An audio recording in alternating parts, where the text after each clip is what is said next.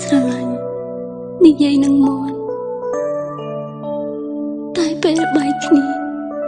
មិនឲ្យក៏មកឈឺចាប់ក្នុងចិត្តយ៉ាងនេះតើខ្ញុំគួរកុហកខ្លួនឯងសិនឬក៏ទទួលយកការពិតថាខ្ញុំ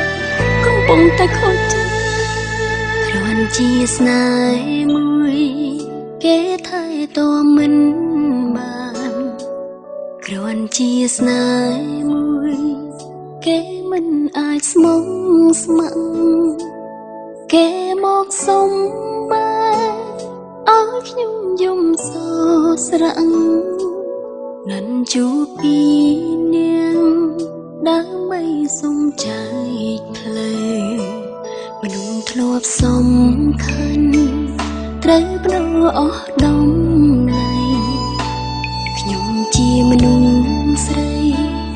គួរកាន់ធ្វើម្ដេចទៅហួចចិត្តនឹងស្នេហ៍នឹងកាន់អ្វីលែងត្រូវយំយូរយូរទៅខ្សងទឹកភ្នែកអងហើយដឹងអារម្មណ៍ខ្លួនឯងពេលនេះក្តាមស្ទប់មនុស្សប្រដឹងអារម្មណ៍ប្រងថាស្មោះមិនគួរជឿឡើយទឹកភ្នែកហូរលែងចេញនឹងប្រងសួរខ្ញុំលែងចង់ឆ្លើយថ្ងៃក្រោយលែងចង់ខ្វល់ស្នេហ៍បែកទៅងាយតែខ្ញុំឈឺចាប់យូរគេភ្លេចយ៉ាងធូរខ្ញុំតាំងចិនឥតលះយល់ពីគេច្បាំង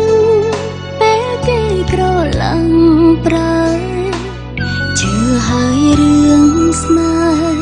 ជឿរហូតដល់ខ្លា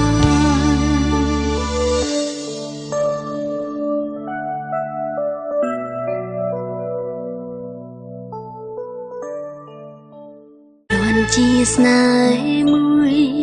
គេថែទាំមិនបានគ្រាន់ជាស្នេហ៍មួយគេមិនអាចស្មងស្ម័គ្រគេមកសុំបែ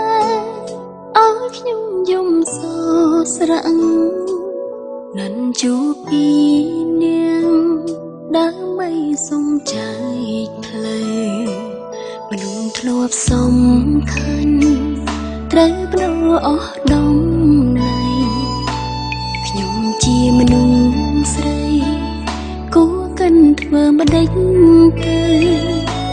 ហួចចិត្តនឹងស្នេហ៍នឹងកាន់អ្វីលែងត្រូវយំយូរយូរទៅខ្សងទឹកភ្នែកអងហើយដឹងអារម្មណ៍ខ្លួនឯងពេលនេះក្តាមស្ទប់មនុស្សប្រដឹងអារម្មណ៍ប្រងថាស្មោះមិនគួរជឿឡើយទឹកភ្នែកហូរលែងចេញនឹងប្រងសួរខ្ញុំលែងចង់ឆ្លើយថ្ងៃក្រោយលែងចង់ខ្វល់ស្នេហ៍បែកទៅ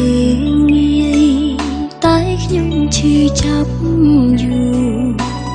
គេភ្លេចយ៉ាងធូរខ្ញុំតាំងចិនឥតលះយល់ពីគេច្បាំងពេលគេក្រឡាំងប្រើជឿហើយរឿងស្នេហ៍ជឿរហូតដល់